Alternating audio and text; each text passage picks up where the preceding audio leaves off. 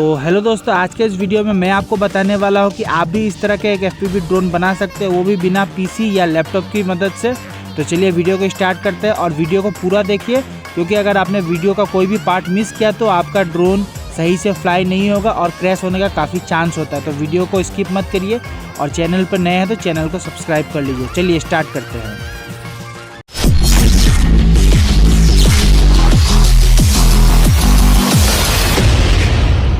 तो यहाँ पे हम लोग यूज़ करने वाले हैं SPDB मारियो का 5 फ्रेम, जो कि काफ़ी अच्छा फ्रेम है। यहाँ पे आपको 3D प्रिंटेड पार्ट्स मिलेंगे और इसके साथ कुछ आर्म्स मिलेंगे, बेस प्लेट मिलेंगे, जिसको हम लोग कनेक्ट करने वाले हैं। तो ये जो है 4 आर्म्स है, इसके साथ ही आया ये है बेस प्लेट, जहाँ पे हम लोग करेंगे। और इसमें काफ़ी सारे एक्सेसरीज मिल रहे हैं, जैसे कि लैंडिंग के लिए मिल रहा है और 3D प्रिंटेड पार्ट्स मिल रहे हैं और कैमरा के लगाने के लिए भी मिल रहा है और काफ़ी नट्स मिल रहे हैं। यहाँ पे कुछ बेस प्लेट है, इसके साथ ये लैंडिंग गियर्स, कुछ 3D प्रिंटेड पार्ट्स और कुछ कॉलम्स भी है। ठीक है, तो अभी हम लोग देखते हैं। ये सबसे पहला हो गया, बेस प्लेट हो गया और इस साइड आपको दिखाई दे रहा होगा। तो यहाँ पे सबसे पहले इस चीज़ को हम लोग को लगा लेना है। यहाँ पे ये चीज़ जो दिया गया है, ये कैपेसिटर के लिए दिया गया है। ये काफ़ी अच्छा है ताकि आप यहाँ पे कैपेसिटर को अच्छे से माउंट कर सके, एक तरह का आपको किसी भी क्रैश होने पर कोई भी इशू ना हो। और यहाँ पे देखिए कि ये जो आर्म्स है, इसको मैंने लगा लिया है। दोनों आर्म्स को, आगे का और पीछे वाला दोनों आर्म्स को आपको इस तरीके से लगा लेना है। और इसको टाइट करने के लिए हम लोग यहाँ पे यूज़ करने वाले हैं स्क्रूज़ का। तो ये 2 स्क्रूज़ है, दोनों स्क्रूज़ को हम लोग लगा लेंगे।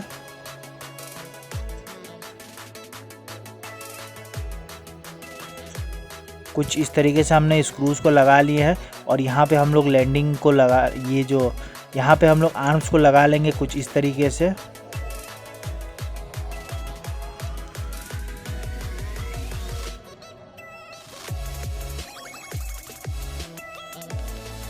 तो यहाँ पे मैंने आगे के आर्म्स को लगा लिया है और ये पीछे वाले आर्म्स को लगा लिया। पीछे वाले ये जो फ्रेम है, ये डेड कैट फ्रेम है और इसके पीछे के आर्म्स जो है थोड़े से बड़े होते हैं आगे के मुकाबले। ठीक है, तो यहाँ पे मैंने इसको लगा लिया है और अब देखिए ये काफ़ी अच्छा लग रहा है। ये जो बीच वाला जो सेक्शन है, यहाँ पे हम लोग को कैपेसिटर को इंस्टॉल करना पड़ेगा। तो ये वाला मिडिल वाला सेक्शन है, यहाँ पे हम लोग का स्टैक बैठेगा। तो इसको भी हम लोग स्क्रू की मदद से टाइट कर लेंगे।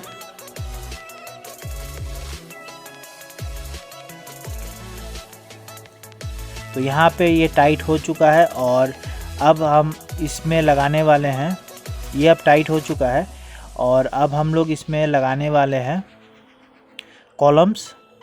तो अब हम लोग इसमें लगाने वाले हैं कॉलम्स।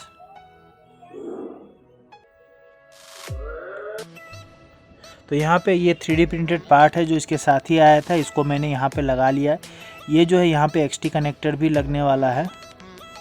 ठीक है, तो यहाँ पे ये देखिए, ये एंटीनास के लिए है, जो ELRS एंटीनास होता है उसको यहाँ पे आप लगा सकते हैं, रिसीवर के एंटीनास। तो ये लगने के बाद कुछ इस तरीके से दिख रहा है, काफ़ी अच्छा दिख रहा है। ठीक है, उसके बाद यहाँ पे जो है ये आगे का 3D प्रिंटेड पार्ट्स है, जिसको मैंने माउंट कर लिया है और ये काफ़ी बेहतरीन लगेगा जब ये आगे का लग जाएगा। तो इसको लगा लेते हैं फटाफट से। तो यहाँ पे नट की मदद से मैं इसको टाइट कर लेता हूँ।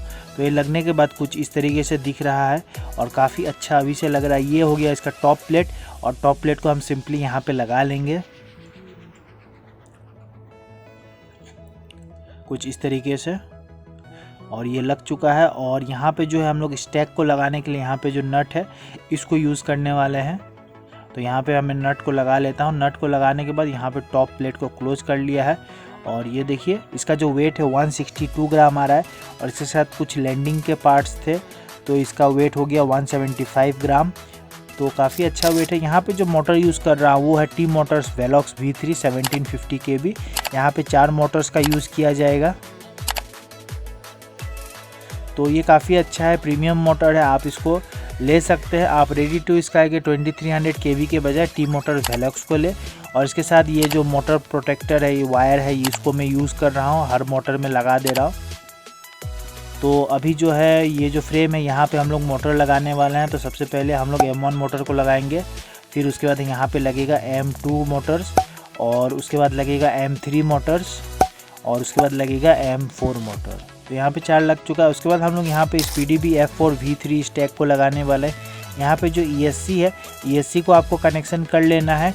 ये जो नेगेटिव का है नेगेटिव में और पॉजिटिव का जो है पॉजिटिव में सोल्डर कर लेना है। और ये जो कैपेसिटर है, कैपेसिटर का प्लेसमेंट को आप चेक कर लीजिए। यहाँ पे मैं फ्रेम के हिसाब से उसको लगा लिया, तरीके से लगाना है। ये है M1 के मोटर जो कि यहाँ पे लगेंगे M1 में, ये M2 के मोटर जो कि लगेंगे ESC के यहाँ पे, ये M3 के मोटर M3 में लगेंगे और M4 के मोटर ESC के M4 में लगेंगे। तो M1 जो है ये क्या होगा, क्लॉकवाइज घूमेगा, ठीक है। M2 जो है काउंटर क्लॉकवाइज घूमेगा, M3 जो है काउंटर क्लॉकवाइज घूमेगा और M4 जो है क्लॉकवाइज घूमेगा। ये मेरे काफ़ी सब्सक्राइबर को पते होंगे जो मेरे वीडियोस पहले से देख रहे हैं। तो इसको हम लोग सोल्डर कर लेते हैं। तो इस तरीके से हमने सोल्डर कर लिया है, ठीक है। तो XT कनेक्टर को भी मैंने कनेक्ट कर दिया है, नेगेटिव को नेगेटिव में और पॉजिटिव को पॉजिटिव में। कैपेसिटर को भी मैंने ESC में सोल्डर कर दिया। इसको भी आपको ध्यान देना है, नेगेटिव को नेगेटिव में सोल्डर करना है। ये है M1 का मोटर जो कि मैंने यहाँ पे सोल्डर किया है M1 में, ठीक है। ये हो गया M2 का मोटर जो मैंने यहाँ पे सोल्डर किया ESC का। और उसके बाद यहाँ पे M3 का मोटर जो है मैंने यहाँ पे सोल्डर किया है। और ये है M4 के मोटर, यहाँ पे M4 लिखा होगा वहाँ पे आप सोल्डर कर दीजिएगा। तो ESC लगाने के बाद ये जो M1 है, ये M1 जो है क्लॉकवाइज घूमेगा, M2 जो है काउंटर क्लॉकवाइज घूमेगा, M3 जो है काउंटर क्लॉकवाइज घूमेगा और M4 जो है क्लॉकवाइज घूमेगा। और यहाँ पे एक कनेक्टर मिलता है जो कि हम लोग को फ्लाइट कंट्रोलर और ESC में कनेक्ट करना है। इसको आपको सही से कनेक्शन करना है। और यहाँ पे मैंने कनेक्शन कर दिया और अभी पावर दे के देखते हैं। और पावर देने के बाद यहाँ पे मेरा फ्लाइट कंट्रोलर पावर हो रहा है, मतलब मेरा कनेक्शन सही है। यहाँ पे जो कैमरा यूज़ करना है वो कैडेक्स रेटेल 2 है, काफ़ी अच्छा कैमरा है। और इसके साथ आपको 3 वायर्स मिलते हैं। एक हो गया आपका येलो वाला, एक ब्लैक हो गया और एक रेड होगा, ठीक है। 3 वायर से यहाँ पे येलो, ब्लैक, रेड। तो आपको फ्लाइट कंट्रोलर में इस तरीके से लगाना है, येलो को कैम में, ग्राउंड को ग्राउंड में और 5 वोल्ट को 5 वोल्ट में कनेक्ट करना है। यहाँ पे मैंने कनेक्शन कर दिया। यहाँ पे जो रिसीवर है जो मैं यूज़ कर रहा हूँ वो है SPDB का ELRS रिसीवर है जिसको मैंने कनेक्ट कर लिया है। तो यहाँ पे देखिए 4 कनेक्शंस होंगे, आपको बता दे रहा हूँ कनेक्शंस क्या क्या है। सबसे पहले है RX है जो कि ग्रीन कलर है, TX है जो कि येलो कलर है, 5 वोल्ट है रेड और ब्लैक जो है ग्राउंड है, ठीक है। तो यहाँ पे फ्लाइट कंट्रोलर में मैं कनेक्ट कर लूँगा। T1 R1 पोर्ट में मैं येलो एंड ग्रीन को कनेक्ट कर लूँगा, 5 वोल्ट को 5 वोल्ट में और ग्राउंड को ग्राउंड में कनेक्ट कर लूँगा। यहाँ पे मेरा रिसीवर का कनेक्शन हो गया है। उसके बाद यहाँ पे मैं जो VTX यूज़ कर रहा हूँ वो है HG LRC का जियोस VTX है। तो इसका भी 4 कनेक्शन है, yellow, white, black and red है, ठीक है।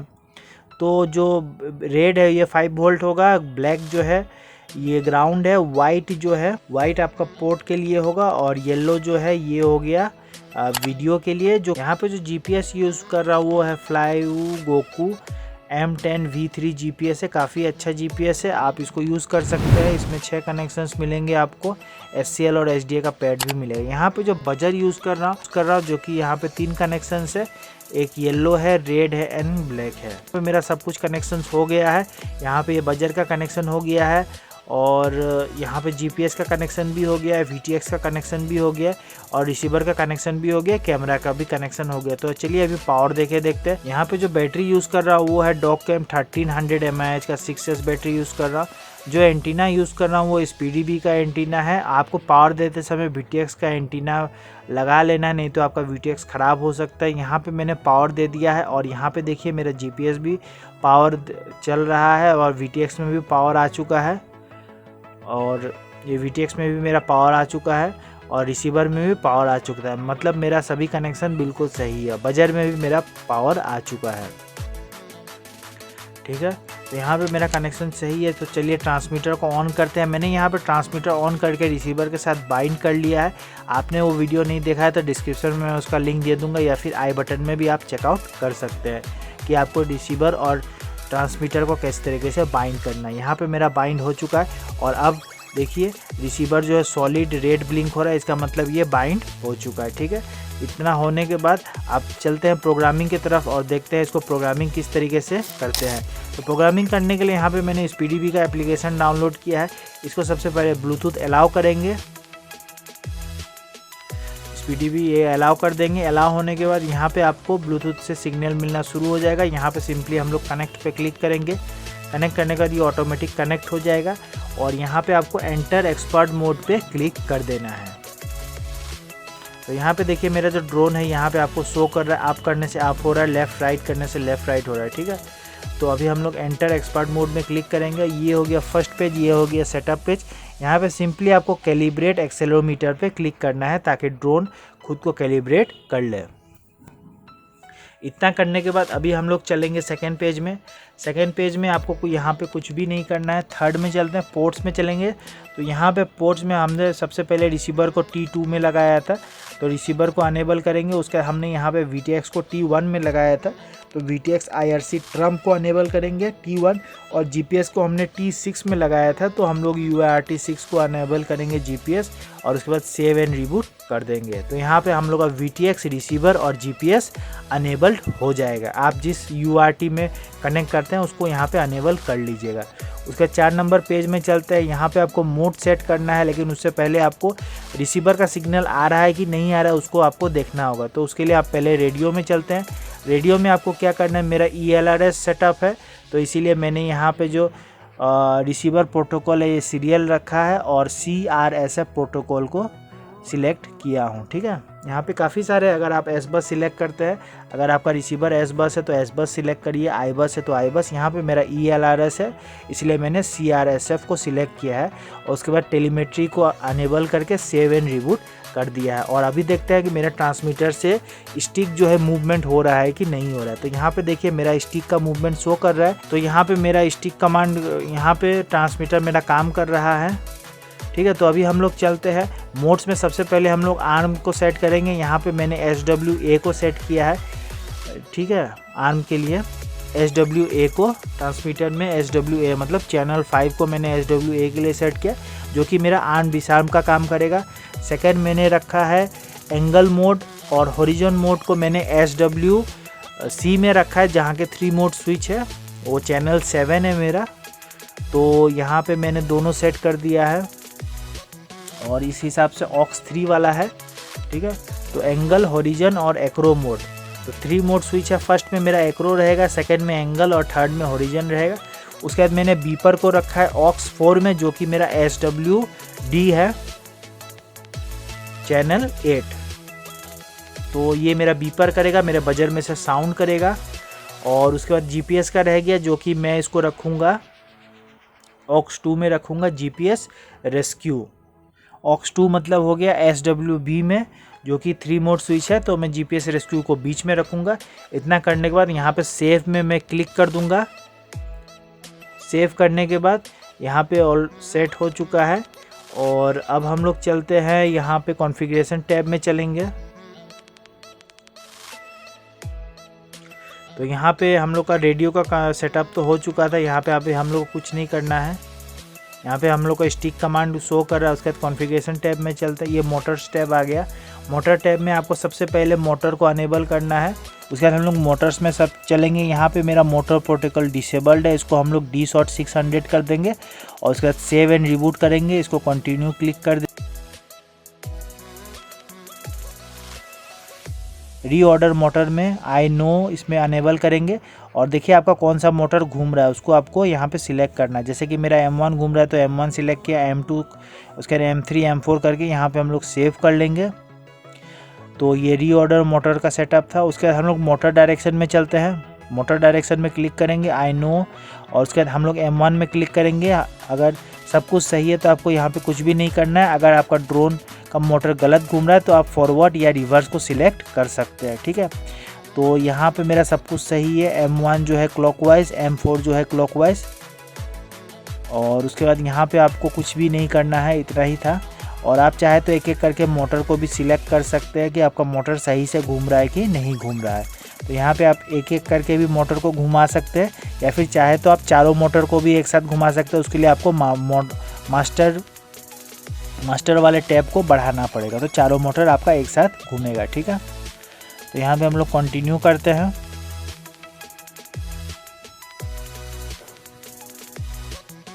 उसके बाद सेव एंड रिबूट कर देंगे।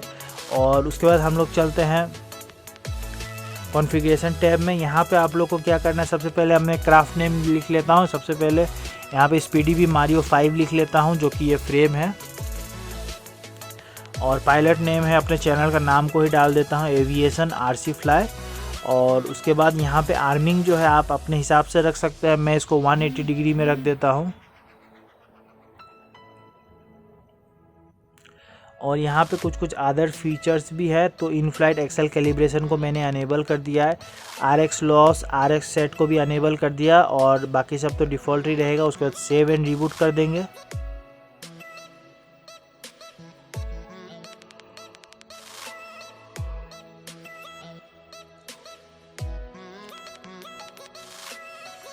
सेव एंड रिबूट कर देंगे।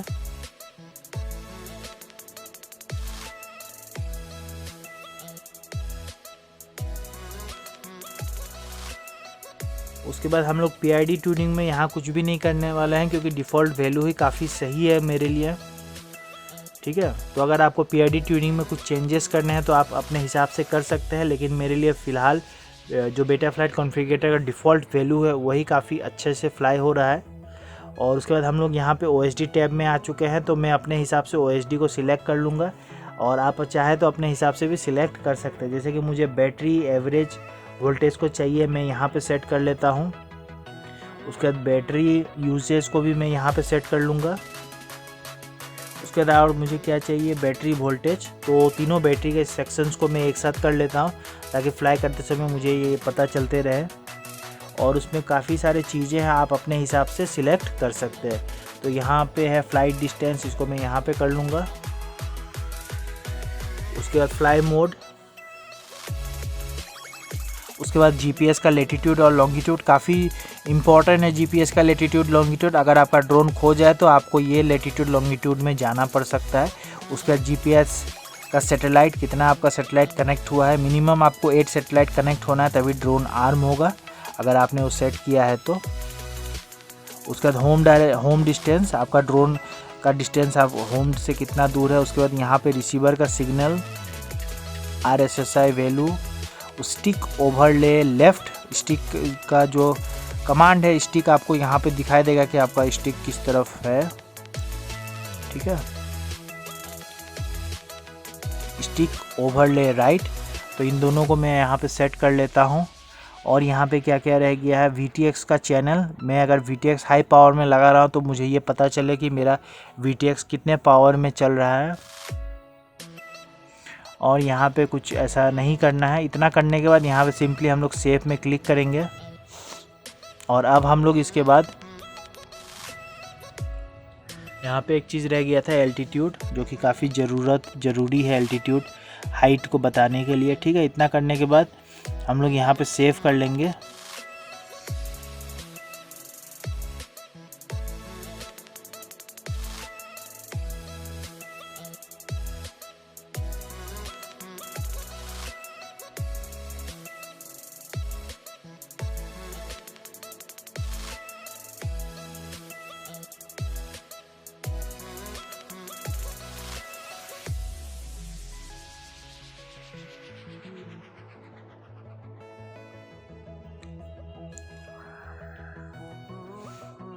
टोटल फ्लाइट, तो टोटल फ्लाइट को हम लोग सेट कर लिए हैं, और होम डिस्टेंस को भी सेट कर लिया है, VTX चैनल को भी हम लोग सेट कर लिए हैं। तो इतना करने के बाद और आपको अपने हिसाब से आप चेंजेस कर सकते हैं। एग्जैक्टली मेरे जैसा नहीं रखना है, आप अपने हिसाब से कम भी रख सकते हैं, ज़्यादा भी रख सकते हो। उसके बाद हम लोग यहाँ पे सेव कर लेंगे। सेव करने के बाद अभी हम लोग चलते हैं VTX टेबल को सेट करने के लिए। VTX टेबल को सेट करने के लिए सबसे पहले आपको VTX टेबल चाहिए, जो कि मैंने डाउनलोड कर लिया है। सिंपली मैं इसको कॉपी करूँगा।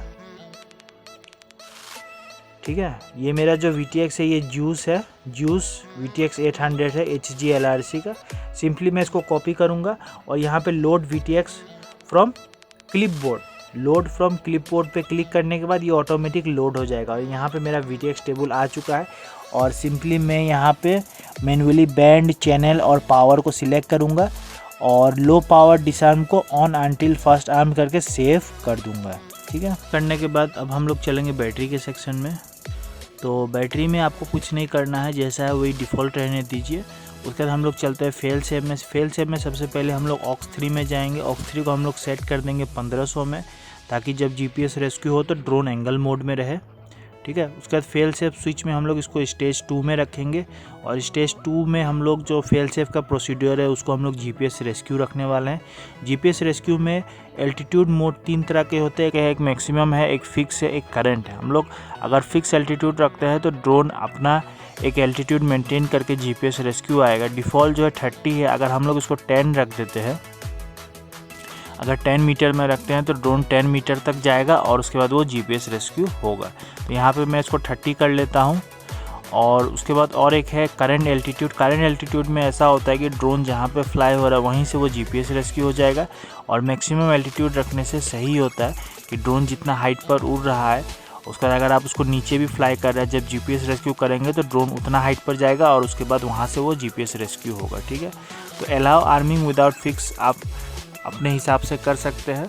और उसके बाद सैनिटरी चेक में हम लोग फेल सेफ ओनली करके सेफ एंड रिबूट कर देंगे। मिनिमम सेटेलाइट हम लोग 6 तक रख सकते हैं, इससे कम मत रखिए। उसके बाद यहाँ पे एडजस्टमेंट में हम लोग को कुछ नहीं करना है। और सेट होम पॉइंट्स 1 को हम लोग अनेबल कर देंगे। ग्राउंड स्टेशन टाइप को ऑटो डिटेक्ट करके सेव एंड रिबूट कर देंगे।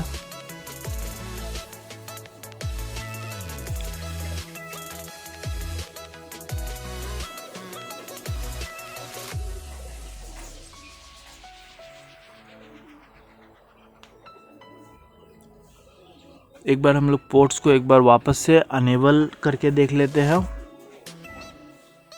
तो यहाँ पे मेरा जीपीएस का सिग्नल आ चुका है, ऊपर में येलो सिग्नल आ चुका है। तो हम लोग वापस से इसको सेव एंड रिबूट करके जीपीएस टैब में चलते हैं और देखते हैं कि वहाँ पे मेरा जीपीएस का सिग्नल दिखा रहा है कि नहीं दिखा रहा है। तो अभी भी ये 3D फिक्स फॉल्स बता रहा है, तो मुझे शायद थोड़ा सा बाहर जाना पड़ सकता है। तो अगर घर के बाहर जाएंगे तो आपको जल्दी जीपीएस का सैटेलाइट मिल जाता है, ठीक है।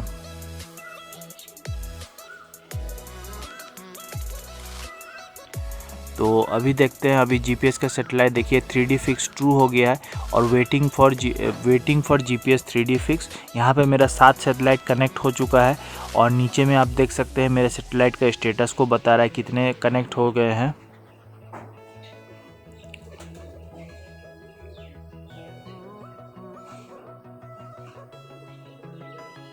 उसके बाद हम लोग ये सर्वो में आ गए। सर्वो पेज में हम लोग को कुछ नहीं करना है। उसके बाद ब्लैक बॉक्स पेज में आ चुका है, यहाँ पे भी हम लोग को कुछ नहीं करना है फ़िलहाल के लिए। और उसके बाद CLI है, यहाँ पे भी हम लोग को कुछ नहीं करना है। यहाँ पे हम लोग का प्रोग्रामिंग कंप्लीट हो चुका है और देख सकते हैं कि सभी सेटअप्स हो चुके हैं और यहाँ पे सब कुछ सही से दिखाई दे रहा है, कोई भी मतलब एरर नहीं है। अगर आपका कुछ भी एरर होगा तो ड्रोन आर्म नहीं होगा। तो यहाँ पे हम लोग प्रोपेलर को किस तरीके से इंस्टॉल करेंगे उसको देखेंगे। प्रोपेलर आपको 2 तरह के होंगे, एक क्लॉकवाइज एक काउंटर क्लॉकवाइज। तो सबसे पहले आपको M1 में किस तरीके से कौन सा प्रोपेलर लगाना है इसको जानना पड़ेगा। ये है M1 जो कि क्लॉकवाइज घूमेगा और यहाँ पे जो प्रोपेलर होगा वो क्लॉकवाइज हम लोग को लेना है, ठीक है। यहाँ पे इस तरीके से क्लॉकवाइज प्रोपेलर लगेगा जो कि क्लॉकवाइज घूमेगा। उसके बाद ये है M2 जो कि काउंटर क्लॉकवाइज घूमेगा और यहाँ पे जो प्रोपेलर लगेगा वो होगा काउंटर क्लॉकवाइज, ठीक है। तो यहाँ पे हमने M2 पे काउंटर क्लॉकवाइज प्रोपेलर लगा दिया है, ठीक। M2 और M3 सेम है। M3 में भी आपको काउंटर क्लॉकवाइज होगा, रोटेशन जो है मोटर का रोटेशन काउंटर क्लॉकवाइज है, तो प्रोपेलर भी सेम लगेंगे, काउंटर क्लॉकवाइज लगेंगे और जो घूमेगा वो काउंटर क्लॉकवाइज होगा। और उसके बाद 4 नंबर जो है ये क्लॉकवाइज होगा और इसका प्रोपेलर भी क्लॉकवाइज लगेगा। तो 1 और 4 जो है क्लॉकवाइज घूमेगा, ठीक है।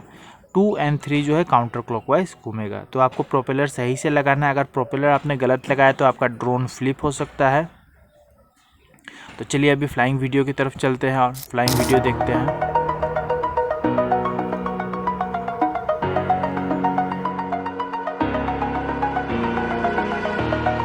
Over the edge, feel like I'm floating through the air. The pain I felt is paid for, all is said and done. Oh, I am restricted, fixed upon the web. I need to kick the habit that my mind is breathing in. Break out, I've got to see. Spent all my life holding all of it closely. I played it innocent, a feel of discontent. I'm finally facing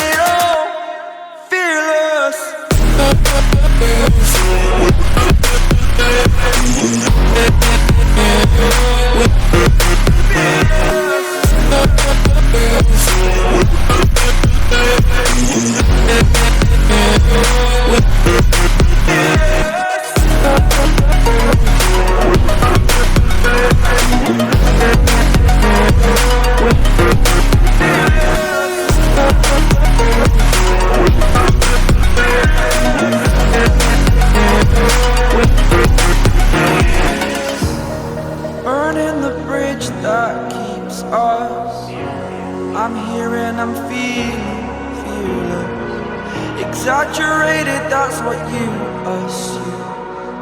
The story's over now, I must.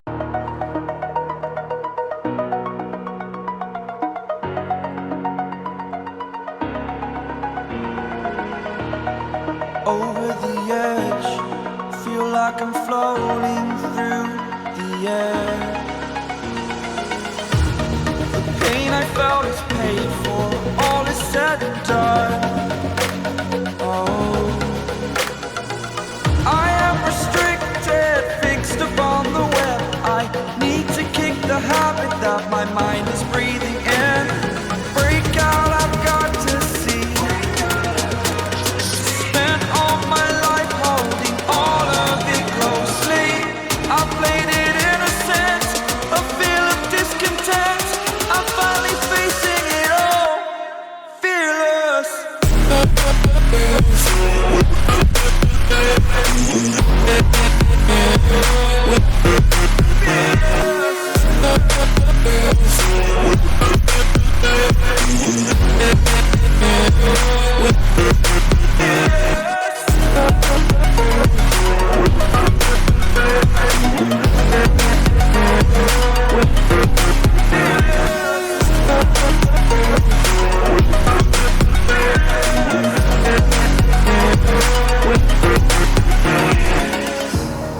Burning the bridge that keeps us.